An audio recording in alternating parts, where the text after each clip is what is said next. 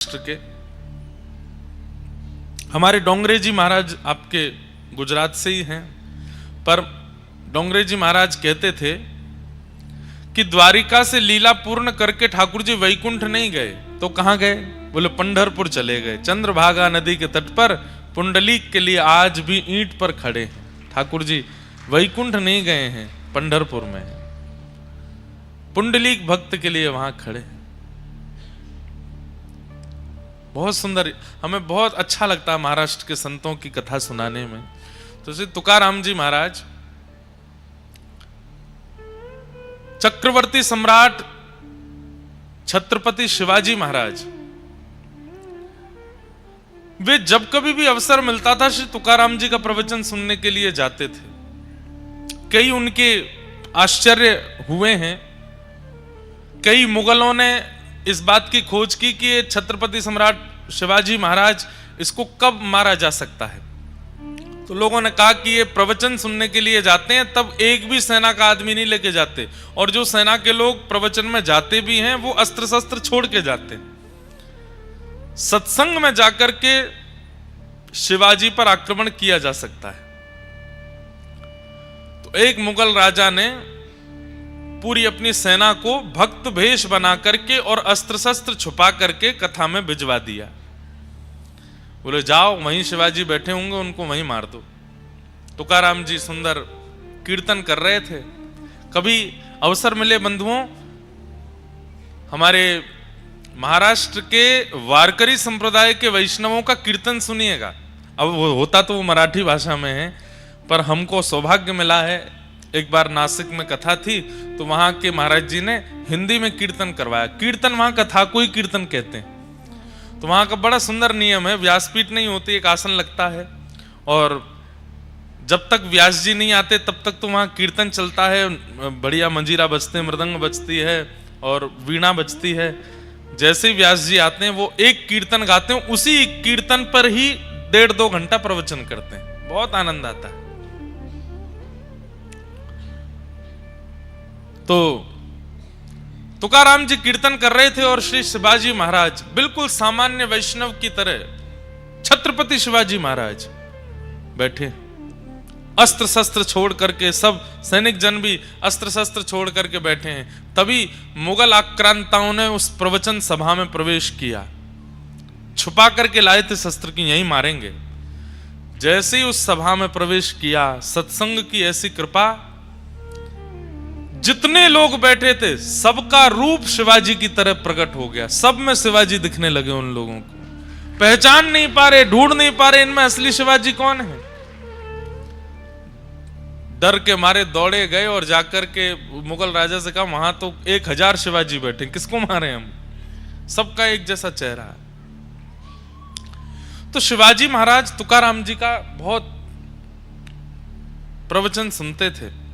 एक बार की बात है, श्री शिवाजी महाराज ने मन में विचार कर लिया, अब मुझे इनसे दीक्षा लेनी, और सब कुछ छोड़ करके आप पुणे के पास में एक स्थान है, वहां विराजते थे।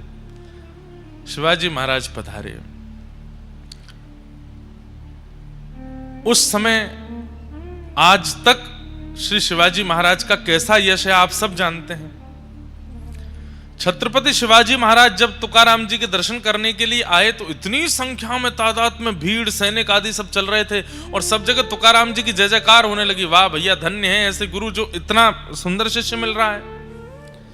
तो श्री तुकाराम जी महाराज के चरणों में जाकर के बोले, मुझे आप स्वीकार करें, मुझे आप अंगीकार करें।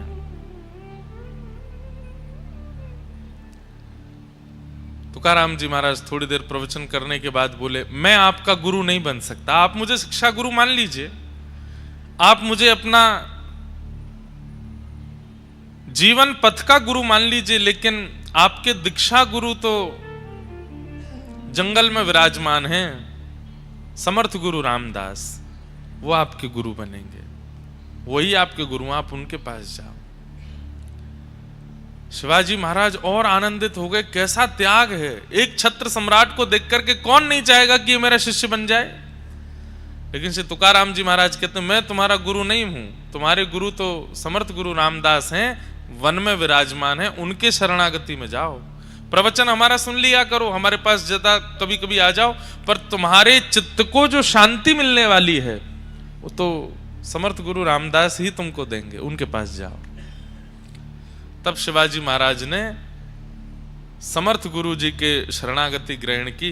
तो हम ये बात कहना चाहते हैं कि उस काल के श्री तुकाराम जी महाराज ने जब किसी को नहीं बांधा, किसी को नहीं रोका, तो आजकल आचार्य जन क्यों रोकते हैं, क्यों मना करते हैं?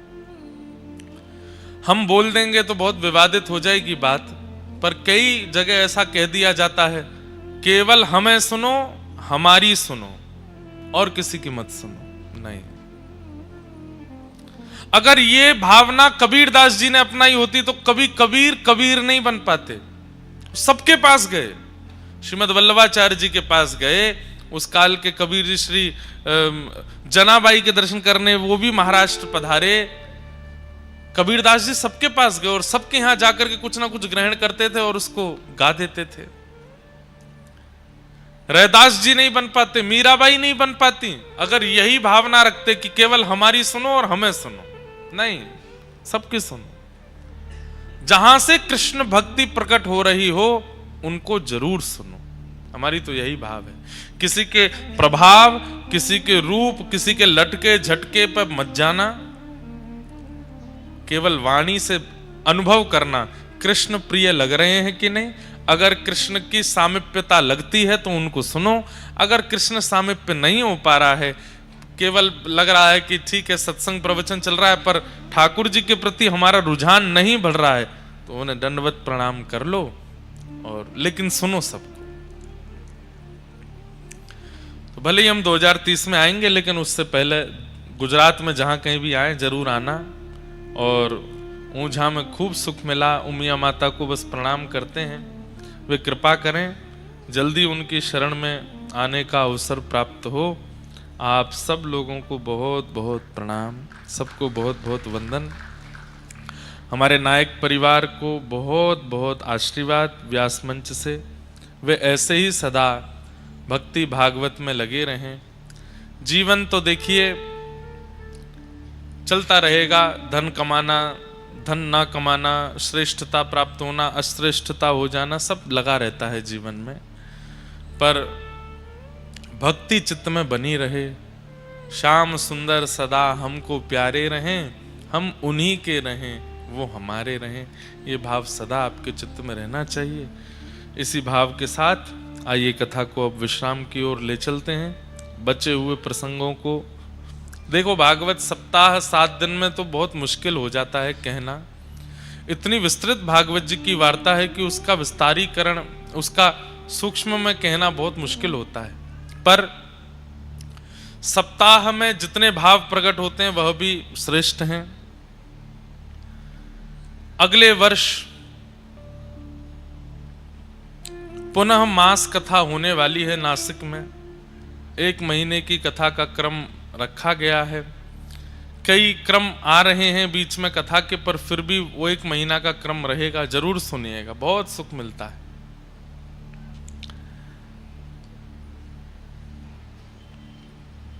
कल हम लोगों ने ठाकुर जी के रास बिहार का प्रसंग श्रवण किया। रास बिहार करने के पश्चात ठाकुर जी अपनी स्वाभाविक लीलाओं में प्रवेश कर गए। बाम बाहुकृत बाम कपोलो वल्कित भ्रू अधरार्पित वेणुम कोमलांग भिराश्रित मार्गम गोप्य ईरयति यत्र मुकुंद। इसे युगल गीत कहते हैं। श्रीमद् भागवत में 7 गीत हैं, उनमें से ये युगल गीत है।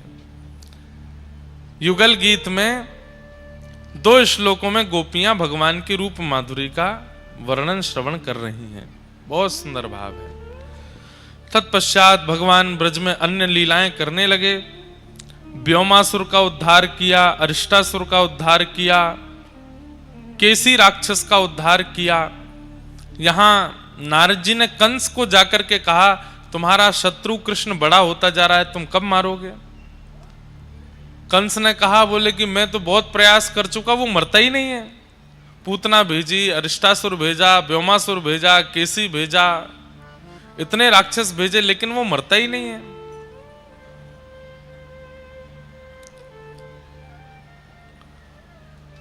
तब नारद जी ने उसको युक्ति बताई, बोले तुमने अपने राक्षसों को उसके नगर में भेजा, अपने शहर में तो सब बलवान होते हैं, उनको यहां बुलवाओ मथुरा, ये तुम्हारी नगरी है, यहां तुम बलवान हो, वो यहां आएगा तो तुम उसे मार पाओगे। कंस बोला वो यहां क्यों आएगा? बोले उसके लिए योजना बनानी पड़ेगी। भगवान शिव ने तुमको एक धनुष दिया है, इसका यज्ञ करो और उस यज्ञ में सुंदर मेला रखो और उस मेला में पुरस्कार वितरण समारोह करो और ब्रजमंडल के कुछ विशिष्ट लोगों को पुरस्कृत करने की भावना से मथुरा बुलवाओ, उसमें कृष्ण बलराम का भी नाम दे दो। सब लोग पूछेंगे किस लिए पुरस्कार दे रहे हैं? बोले हमने सुना था इंद्र ने बहुत जोर से वर्षा करी तो या छोटे से लाला ने गिरिराज जी उठाए। व्रज की रक्षा इन बालकों ने कई बार राक्षसों से की है, इसलिए हम इन बालकों को पुरस्कृत करना चाहते हैं। इससे दो काम होंगे, कृष्ण मथुरा आ जाएगा और दूसरा सबके मन में यह भ्रांति है कि ब्रज में जितने भी संकट आए वो तुम्हारी वजह से आए, अब तुम ही संकटों के निवृत्त कर्ता को पुरस्कार दोगे तो सबके मन में आ जाएगा भाई संकट कंस ने नहीं भेजे। हमने कहा ना नारद जी बहुत अच्छे डायरेक्टर हैं, स्क्रिप्ट राइटर हैं, ऐसी बढ़िया योजना बनाते हैं। कंस चरणों में गिर गया, जय हो गुरुदेव, आप मेरा कितना हित चाहते हैं। कंस के सिर पर हाथ धर के बोले मैं बस तेरे हाथों परसों कृष्ण को मरा देखना चाहता हूं, मुझे और कुछ नहीं चाहिए, अपने गुरुजी को दक्षिणा देनी है तो यही दे दो। कंस बोला जी गुरुदेव अब देखिए मैं क्या करता हूं। कंस ने पूरी मथुरा नगरी में ढिंडोरा पिटवा दिया कि धनुर्यज्ञ हो रहा है, मेला होगा और उसमें ये अमुक नाम के लोगों को पुरस्कार दिया जाएगा। जैसे ही ठाकुर जी का नाम आया लोग बाग बोले शत्रु को ही पुरस्कार दे रहा है। मन में आ गया कि अरे नहीं हो सकता है कि कंस सुधर गया हो और ये कृष्ण को शत्रु ना मानता हो। यहां कंस को पट्टी पढ़ा करके श्री नारद जी महाराज सीधे पहुंचे वृंदावन। ठाकुर जी गैया चरा रहे थे। दूर नारद जी को देख करके ठाकुर जी तुरंत एकांत में गए, कहे नारद कैसे आए? भगवान 11 वर्ष हो गए, आप तो ब्रजमंडल में ऐसे लीन हो गए हो कि आगे की लीलाएं कैसे करनी है, क्या करना है, सब भूल भाल गए हो। कब मारेंगे कंस को? इस दुष्ट का वध कब करेंगे आप? भगवान मंद मंद मुस्का के बोले वहां क्या बोल के आए हो?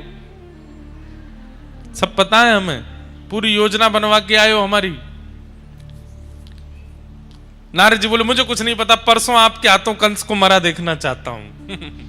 भगवान बोले बहुत बढ़िया नारद, सब जगह ऐसी योजना बनाते हो। पर ठाकुर जी थोड़े से मायूस हो गए। नारद जी बोले क्या हुआ भगवान, आप इतने चिंतित क्यों लग रहे हैं? ठाकुर जी कह रहे हैं नारद मैं ब्रजवासियों को छोड़ करके कैसे जाऊंगा? ये ब्रजवासी मेरे प्राण बन गए हैं। ब्रजवासी वल्लभ सदा मेरे जीवन प्राण, इनको नाही बिसारे हो मोहे नंद बाबा की याद। ये मेरे प्राण हैं। नारद मैं कैसे जाऊंगा यशोदा मैया से दूर, नंद बाबा से दूर? ये मधुमंगल श्रीदामा तनसुखा मनसुखा धनसुखा मेरे सखा, मेरी गैया, इन लोगों के लिए भोजन प्रधान नहीं है, इन लोगों के लिए सोना प्रधान नहीं है, इन लोगों के लिए जलपान प्रधान नहीं है, इनकी एक ही प्रधानता है कृष्ण। बस हमें ठाकुर जी दिखते रहे। मैं गौशाला जाऊं तो गैया चारा खाती हैं, मैं ब्रजवासियों को दिखूं तो ब्रजवासियों के घर प्रसाद बनता है, मैं दिखूं तो ही सोते हैं, मैं दिखूं तो ही चलते हैं। इनका प्राण मैं हूं और मेरे प्राण ये हैं, मैं इनसे दूर कैसे जाऊं? नारद नारद जी बोले भगवान, ये आसक्ति जैसी, मोह जैसी वार्ता आपके मुख से सुनने में अच्छा नहीं लग रहा है। अरे केवल मथुरा नहीं जाना है आपको, केवल कंस को नहीं मारना है, बहुत काम है। देवकी को कारागृह से मुक्त करना है। 11 वर्ष से वो मैया आपकी प्रतीक्षा कर रही है, आपकी जन्मदात्री मां। आप वचन दे के आए थे कि मैं आऊंगा लौट के, उनको मुक्त करना है। जरासंध का वध करना है, कालनेमी का वध करना है, नवीन नगरी द्वारिका का स्थापन करना है। परांबा जगदंबा लक्ष्मी साक्षात रुक्मणी रूप में प्रकट होंगी, उनसे विवाह करना है। वेद की ऋचाएं 16,000 मंत्र आपकी पत्नी बनकर के आने को तैयार हैं, उनसे विवाह करना है। भौमासुर का वध करना है, महाभारत का युद्ध कराना है और पूरे विश्व को गीता जैसा ज्ञान प्रदान करना है। सब निश्चित था ठाकुर जी पहले से, ये सब आपको करना है। आप यहां धर्म स्थापन के लिए आए हैं और ये मैं क्या देख रहा हूं, इन ब्रजवासियों से मोह हो गया आपको। नारद जी ने ये तक कह दिया, पहले ब्रह्मा जी को शक हुआ था कि आप भगवान हो कि नहीं, फिर इंद्र को शक हुआ कि आप भगवान हो कि नहीं, आज ठाकुर जी मुझे भी शक हो रहा है, आप सच में परमात्मा हो ना? क्योंकि परमात्मा ऐसा तो नहीं होता। हम जितना ठाकुर जी को जानते हैं वो किसी से मोह नहीं करते, किसी से ममत्व नहीं रखते, किसी से प्रेम नहीं करते, किसी के बंधन में आसक्त नहीं होते। आपकी वाणी सुनकर के मुझे संशय हो रहा है, आप सच में परमात्मा है ना? ठाकुर जी बोले नारद, ये आसक्ति नहीं है, ये मोह नहीं है, ये प्रेम है। और पता नहीं क्यों मैंने अनेक अवतार धारण किए हैं, पर ब्रजवासियों ने जो स्नेह, जो प्रेम मुझे प्रदान किया है, मैं इनके प्रेम पाश में, प्रेम रस्सी से बंध गया हूं। मैं भूल रहा हूं कि मैं परमात्मा। बंधुओं, प्रेम इसी को तो कहते हैं। अगर आपके प्रेम के प्रस्ताव से सामने वाला अपने अस्तित्व को नहीं भूला तो प्रेम कैसा?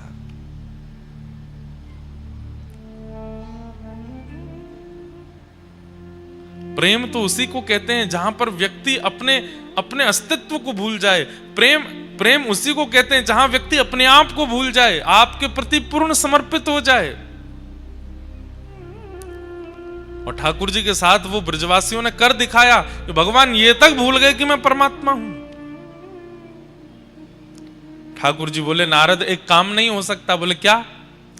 तुम शंकर जी को बोल दो कि सृष्टि वो संभाल लें, ब्रह्मा जी को कह दो कि मेरी पदवी पर वो बैठ जाएं, मुझे ग्वारिया बनने में सुख है, मैं ब्रज में यहीं रह जाऊं, इन ब्रजवासियों के बीच में ही गैया चराऊं, मधुमंगल श्रीदामा के संग डोलूं, नंदरानी यशोदा की गोद में खेलूं, किशोरी जी के संग रास विहार करूं। मुझे अब ब्रह्मांड संभालने की इच्छा नहीं हो रही है।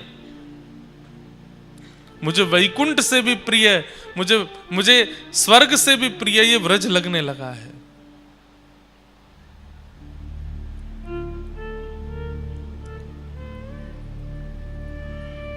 तुम शंकर जी से बात कर लो ना। सतयुग त्रेता द्वापर में मैं परमात्मा था, अब वो ही परमात्मा बन जाएं। मैं अपना अस्तित्व हटा देता हूं, दो ही देव रहेंगे, ब्रह्म और शिव। मैं कहां हूं? मैं सदा ब्रज में रहूं, इन ग्वारियाओं के बीच में, इन ब्रजवासियों को मुझे बहुत सुख मिलता है यहां पर। नारद जी बोले ये कैसी बात कर रहे हैं आप? प्रेम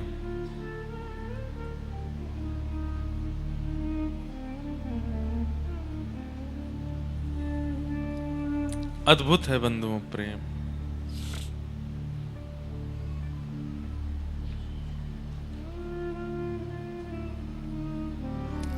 भगवान नारद जी अपनी सौगंध देते हैं ठाकुर जी को कि ठाकुर जी आपको जाना पड़ेगा ब्रज से। ठाकुर जी कहते हैं मैं कैसे जाऊंगा, कोई योजना है? नारद जी बोले हां, अक्रूर जी परसों आपको लेने के लिए आएंगे। आपके पास केवल 2 दिन है ठाकुर जी, 2 दिन में आप अपना सब भाव निपटा लीजिए, फिर आपको आगे की लीला में प्रवेश करना है। बंधुओं, भगवान की जैसे मानो नींद उड़ गई हो, अब मैं कैसे जाऊं यहां से? कैसे आगे प्रस्थान करूं।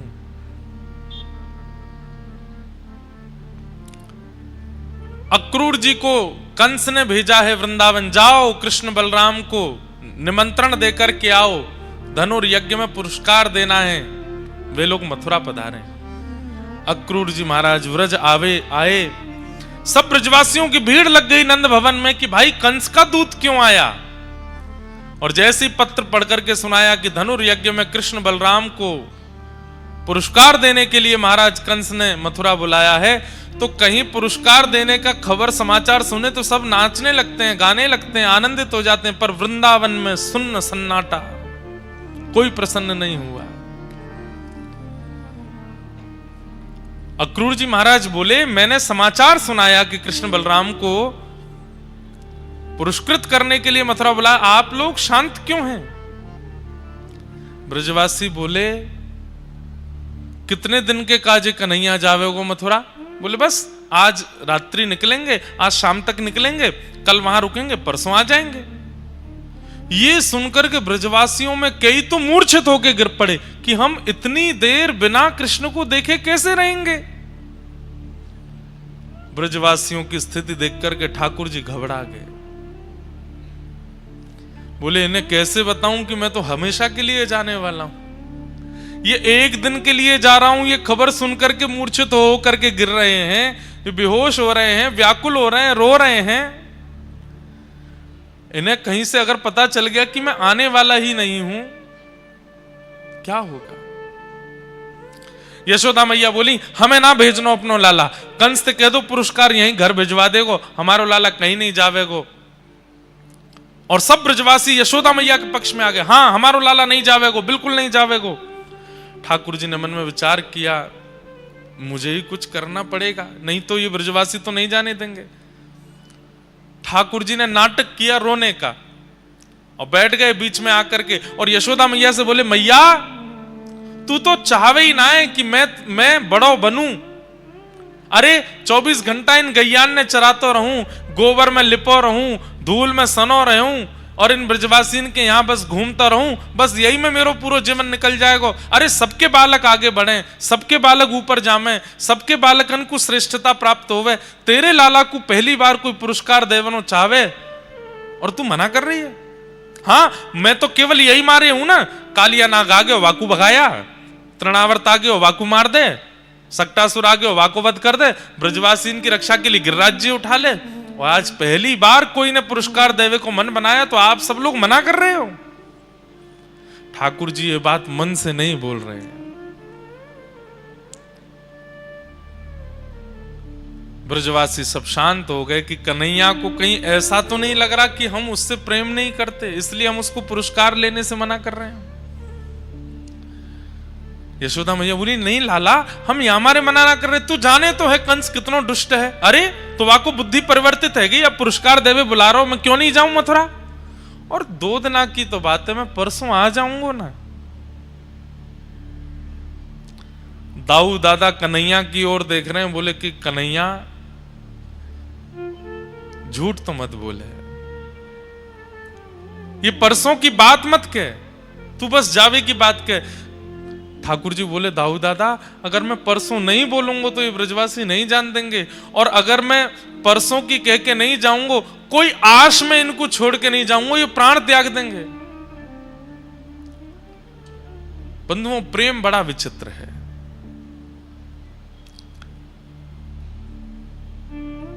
प्रतीक्षा प्रेम का एक स्वरूप है, और ब्रजवासियों जितनी प्रतीक्षा पूरे विश्व में किसी ने नहीं की। 11 वर्ष 56 दिन की आयु में ठाकुर जी गए हैं और ब्रजवासी 225 वर्ष केवल प्रतीक्षा करते रहे कि ठाकुर जी आ रहे होंगे, अब हमारो लाला आवेगो। हर दिन ब्रजवासी कहते परसों की कह के गयो, परसों तो कब की बरसन की निकल गई। अरे नाए आज बोलो, आज कहा बोलो, बोले परसों आवेगो, तो परसों फिर बोल दियो आज परसों आवेगो।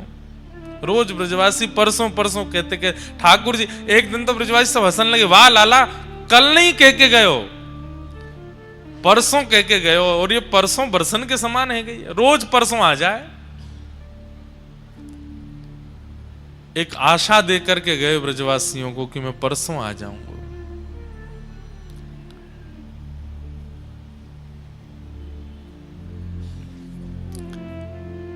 आज कोई ब्रज में सोया नहीं है। नंद भवन के बाहर सब लोग केवल मुख्य द्वार को देख रहे हैं और रात में जिसको जैसा मंत्र आता है, जैसी विधि आती है, जैसे श्लोक आते हैं, जो नाम आता है उसी को जपने बैठ गए। कोई पूछे क्यों जप रहे हो? कन्हैया जानो रुक जाए। अब नहीं नहीं, कन्हैया को नहीं रोक सकते। वाकु रोकेंगे तो वाकु यूं लगे कि हम बातें प्रेम ना करें। हम तो सूर्य नारायण से प्रार्थना कर रहे हैं कि कल उदय मत होई हो, ये रात लंबी है जाए, ये रात वर्षन की है जाए, युगन की है जाए, कि कन्हैया कभी हमें छोड़ के नहीं जावे। 4:30-5 बजे का जैसे ही प्रातः काल समय हुआ, धीमे धीमे सूर्य प्रकाशमान होने लगे। ब्रजवासियों की उतनी व्याकुलता बढ़ती जा रही है। बालक दौड़ दौड़ करके अपनी मैयाओं की गोद से लिपट रहे हैं। वो पूछ रहे हैं, मैया कन्हैया चलो जाएगो, कन्हैया कब आवेगो? अरे परसों आ जाएगो। रात में यशोदा मैया के अंक में भर के ठाकुर जी सोते हैं। अंक में भर के मतलब मैया की छाती पे तो मुख रखते हैं, मैया के पेट के ऊपर कटी भाग के रूप में अपना चरण रखते हैं और ठाकुर जी ऐसे लिपट करके मैया से सोते हैं रोज। आज ठाकुर जी सो नहीं रहे रात को और लंबी लंबी सांस ले रहे हैं। क्यों? यशोदा मैया की अंग की सुगंधी को अपने भीतर धारण कर रहे हैं कि पतो ना अब ये सुगंधी मुंह को कब मिलेगी। जिन यशोदा मैया का अंक वैकुंठ के शयन सैया से भी ज्यादा मधुर सुख देता है ठाकुर जी को सोने में, आज मैया के द्वारा की गई बचपन से अब तक की संपूर्ण लीला ठाकुर जी के चित्त में घूम रही है। मैया के सामने बहानों कर रहे हैं कि सो गए, लेकिन वास्तव में मैया के अंग अंग को स्पर्श करके ठाकुर जी उसकी स्मृति अपने अंदर ले रहे हैं कि मैया मैं कैसे बताऊं कि कल मैं चलो जाऊंगा। यशोदा मैया भी सो नहीं पा रही है, बार बार लाला को सिर सूंघे, लाला के सिर को अपने ओष्ठ से स्पर्श करे। मेरो लाला परसों आ जाएगो? हाँ मैया आ जाऊंगो। मां मथुरा में कोई तो बात मत करियो और मैं तोकू काजर लगाए के भेजूंगी, कोई की नजर ना लग जाए, मथुरा की गोपीजन कैसे देखेंगे मेरे लाला है। हाँ मैया तू कर दियो। लाला मैं तोकू भोजन रख दूंगी, कोई और के हाथ को बनो भयो मत पाइयो। ठाकुर जी मन ही मन रो रहे हैं, मैया कितनों भोजन रखेगी, 225 वर्ष कहां पाऊंगा मैं।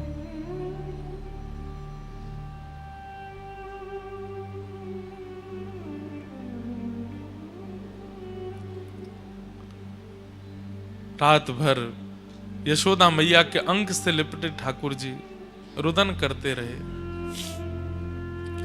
सुबह जैसे ही ठाकुर जी की निद्रा खुली,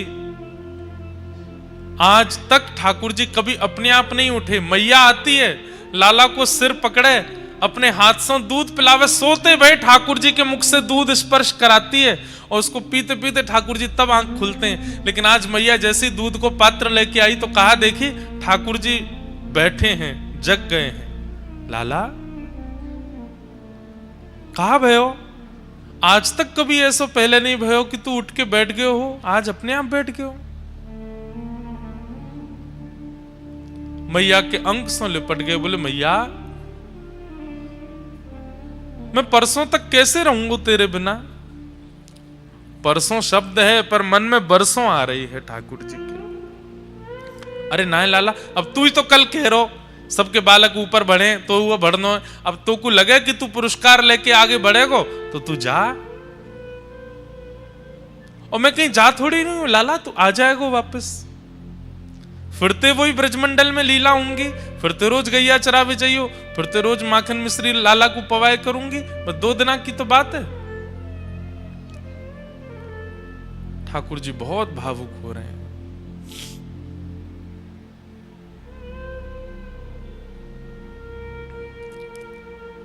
गुजरात का ये एक पद मुझे बहुत प्रिय लगता है।